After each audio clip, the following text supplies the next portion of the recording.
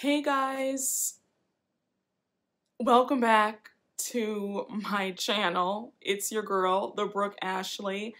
I have not said that in some time. I feel really weird. I feel strange. I don't feel like myself. And it's so crazy because I woke up this morning and I said, I want to get back in front of the camera. And you know what's really crazy about grieving? You can feel completely fine one moment, because there have been other moments where I felt like, okay, tomorrow I'm going to get back on camera and talk and discuss what's going on and I'm gonna feel normal. And then the day will come and I am in the bed just sobbing, I want to start off by saying thank you all for the beautiful messages that you guys have sent to me on the community tab when I announced the news about my dad, emails, DMs, via Twitter, Instagram. You all have been lovely. And I miss you guys. I miss talking to you guys. I miss joking around in the comment section. I feel like every day, not only is it something different, but every day I'm managing several different emotions at the same time, and they're heightened on top of that. So let's just start off with what I guess I've been dealing with for the past 8 months. My dad was the sweetest person you could ever meet. Like, there was nobody nicer than my dad. A true gem. He knew everybody. Like, there wasn't a place that he went and he didn't know somebody. Like, he knew everyone. Great sense of humor. He was really healthy. Worked out constantly. Like, my dad was 61 and he still had like a 4-pack, okay? He was always doing sit-ups. He loved basketball. He ate very healthy, didn't smoke, didn't drink. And for this to happen, it feels unreal, okay? So I want to say like September of 2020. I remember my dad saying something about he wasn't really feeling well. We just chalked it off to, well, maybe Dad, have you been eating like some junk food? Because he would have his moments where he would eat a lot of fast food. And I remember us saying, well, is it heartburn? Is it an upset stomach? Like, what do you think it is? And he was like, yeah, I guess it's that. So then my dad was like, you know what? I think I'm gonna go to the doctor. So they book him for a colonoscopy and he's like, okay, cool, great. The day of his colonoscopy, I remember this day like it was yesterday. This is now in October, second week of October. And I remember he was in a lot of pain.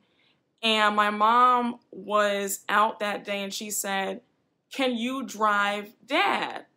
And I was like, okay, sure. Once the colonoscopy is over, I get a call from the receptionist at the doctor's office saying, hey, your dad is done with his colonoscopy. Can you come pick him up? Sure, no problem. I drive back, get there, and I'm expecting for my dad to be in the waiting room. So the doctor comes to me and says, your dad is getting dressed. The colonoscopy was successful, but before you guys leave, we just have to talk to you guys about something. So in my head, I'm like, well, okay, obviously he's probably going to be in some discomfort. So they're just going to tell us to make sure that he just like rests, or, you know, the usual stuff after you've had a procedure or a surgery of any sort. So my dad is dressed. He's sitting down. I'm like, hey, Dad, how you feeling? He's like, yeah, I'm feeling all right. The doctor tells me to have a seat. And at this point, I'm like, okay, I'm getting those really weird vibes. So the doctor sits us down and is like, I don't know how to say this, but you have cancer. When I tell you, my mind went blank. I'm just in a puddle of tears. I'm like, you have got to be fucking kidding me. Okay, like this is a sick joke. My dad is in shock. So the doctor is like, we can catch it. It hasn't reached stage 4 yet. We can catch this. We're gonna do this. Like, we got you. Don't worry, we're going to beat this. So fast forward to December of 2020.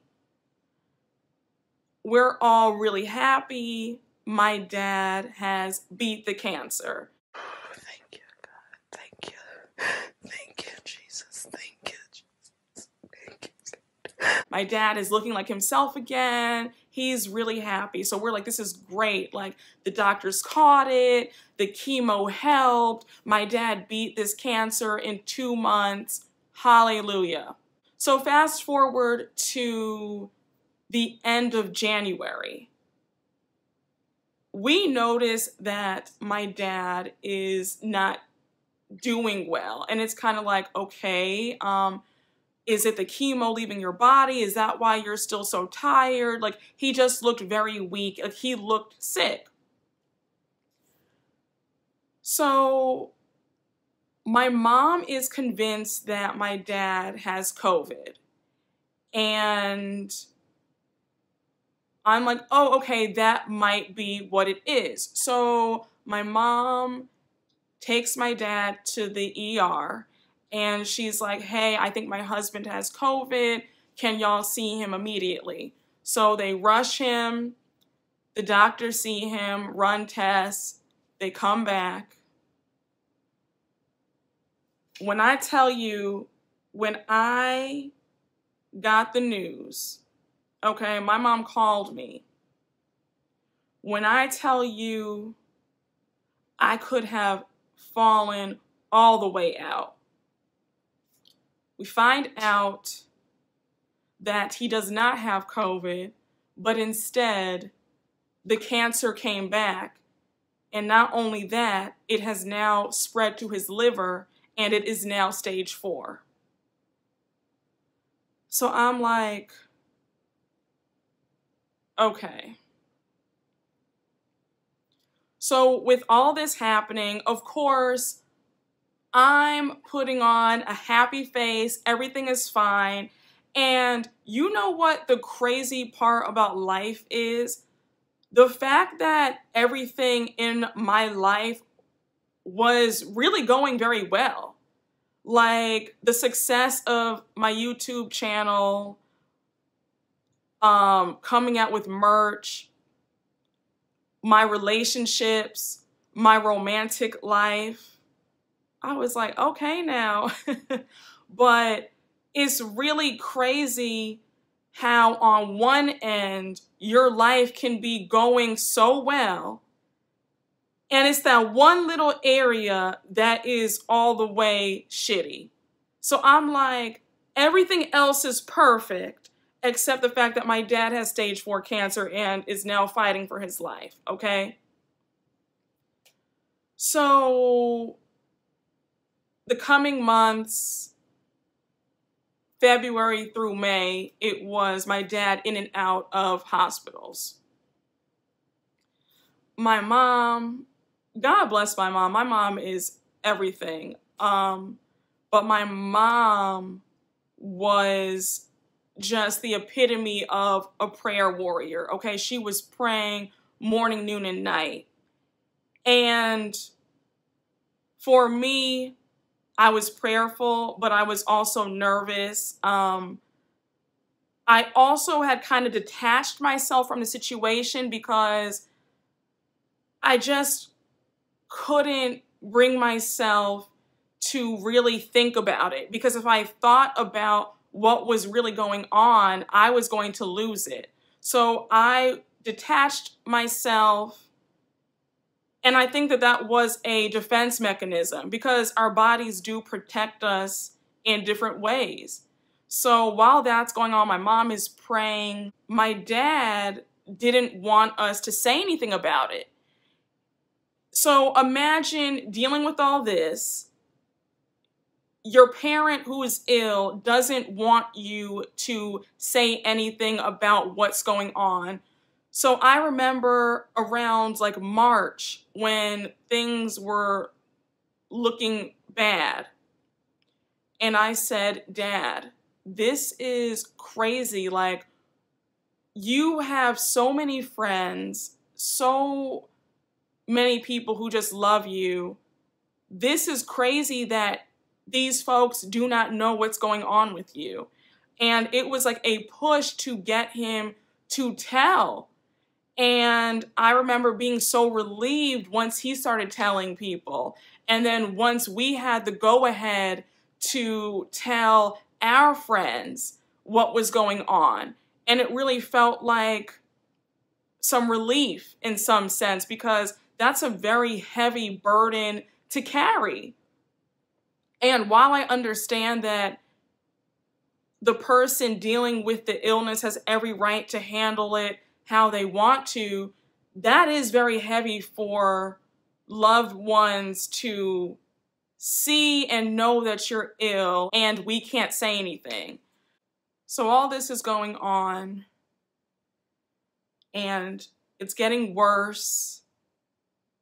And I remember in April, my mom did a prayer line and she had all of our friends and family dial in, and our former pastor and a current pastor, pastors from all over called in. And it was about, I mean, hundreds of people were on this prayer line and everybody was praying and my mom was just so hopeful and she kept saying, you know, God did it for Lazarus, and she's naming all these miracles in the Bible. If you're a Christian, then you heard a lot of these parables and stories of the Bible of God doing these miraculous things, and she just knows that God is going to come through and just do it, okay? So when my birthday came around, you guys know I went to Miami. I had a really great time. That was much needed. And when I came back on Mother's Day on Sunday. And at this point now, my dad had been at New York Presbyterian Hospital since the entire month of April and May. So up until this point, because they had had restrictions with visitors because of COVID, it was only my mom who could see my dad. So I had not seen my dad in 5 weeks at this point, okay? So I remember got back and my mom lets me know that the hospital has now allowed us to invite more visitors. Like we can have, I think, 4 visitors at a time. I finally went to see him, but I had no idea what he was going to look like when I walked into the hospital room. I walk into the hospital room and already I'm done. I'm like, wait, excuse me? Looked like he was 100 years old, completely unrecognizable. Cancer is just so evil, the way it just like robs you of your vitality, of like everything. So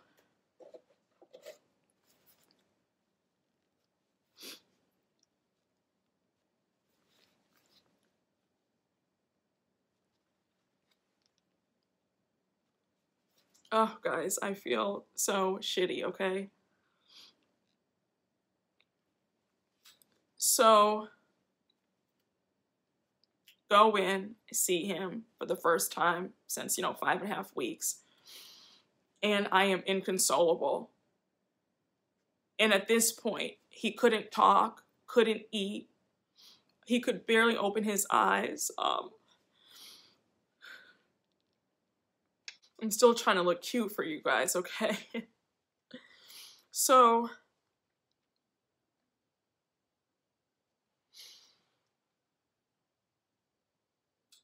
the only way he could communicate with you is by, he could squeeze your hand. So I remember talking to him and, just trying to talk like it's normal. And he would squeeze my hand. I said, I love you, Dad.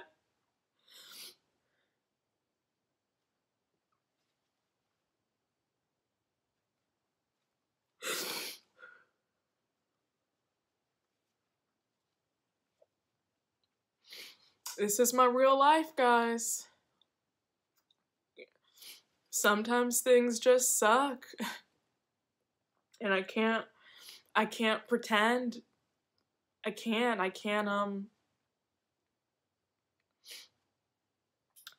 pretend that things are great when they're not, I can't. So the day before my dad passed away, it was a Friday, and me, my brother, and my sister all went to talk to my dad and just be there. And we were trying not to, I guess, think about the inevitable. And I knew that shit was really about to hit the fan when one of the nurses, who was beyond sweet, I mean, the whole team there was phenomenal. They really took great care of my dad.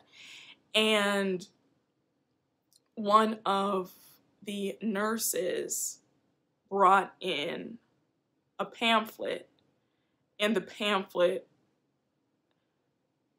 is about how to prepare for your loved one leaving. I remember my mom was just inconsolable, my sister and brother. They didn't even want to look at the pamphlet. But I took the pamphlet because I just said, let me just read this and see if I can better prepare myself for what is unfortunately about to come. So in my head, I'm naively thinking that my dad was gonna hold out and live for another few weeks. And on Saturday night, the next day after we had all seen him, he went on. That day was crazy. That night was so crazy. I was out with one of my friends, and my sister calls me, and she's at the hospital with my mom and one of my aunts. And she calls and says, "Hey, Brooke, I think you should get to the hospital right now." And I'm already like, did something happen? Did Dad pass away? And she's like, "No, I think that you should just come to the hospital." And so I tell my friend is like, "Go, get in an Uber and go right now. Don't worry about this, just go." Get there, my sister's waiting for me, and she lets me know that Dad has passed. and that it was very peaceful. And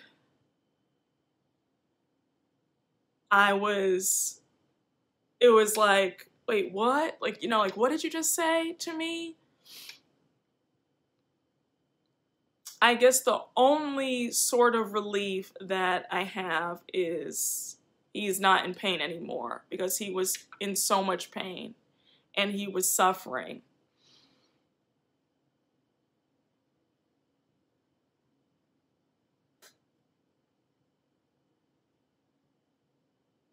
I have been filled with a lot of anger and a lot of rage. There's this, how the fuck could this happen to my father? My father, the man who ate right, didn't drink, didn't smoke, always worked out, the nicest human being that you could ever meet. He loved being married. He loved being a father. He was so affectionate. He was so loving. He was just a good soul. How could a man who was also a devout Christian, and he wasn't a talker, like he really walked the walk. And what was also great was the fact that he didn't judge anybody who wasn't a Christian. He didn't judge us for not being straight-laced like he was. You know what I'm saying? Like, I never felt judged. I never felt weird. I never felt bad, I guess. I could have a drink in front of my dad. He was cool. He was just the coolest person. He lived to be a blessing for others. And for this to happen to my dad, I still can't wrap my head around it. I would be completely lying to you if I said that this hasn't completely rocked my faith. Growing up Christian, you hear about all the miracles, and you hear about other people being healed from an illness. And if you grew up in a Christian home, then you know that older people would always say, if you are a Christian, God promises you 70. And that means 70 years. And it's like, okay, but I'm gonna need you to run that back, because my dad didn't get his 70. He barely got 70, because he just turned 61. And for this to happen, I'm gonna need you to make it make sense. I feel immense anger towards God right now. It's like, why my dad? Like, my dad was the nicest person. If you've ever met him, just the most amazing person. And not that you wish for anything bad to happen to other people, but it's like, okay, but God, all these evil folks, and I mean evil folks, people who out here abusing folks, and they're out here running amok, still alive. But my dad is who is not here anymore.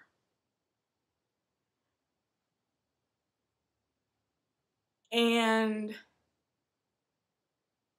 I am just having a hard time right now. And I know, I guess I'll be okay, whatever that means, one day, someday. I know that one day, I guess I will feel happy again. I will have to come to grips with the new normal, and embrace that. Now, why am I acting like I don't have more tissues here? I'm still using this same old one. But right now, this is beyond devastating. And there are so many days that I'll wake up like, I don't know how I'm gonna get through this minute or this hour, but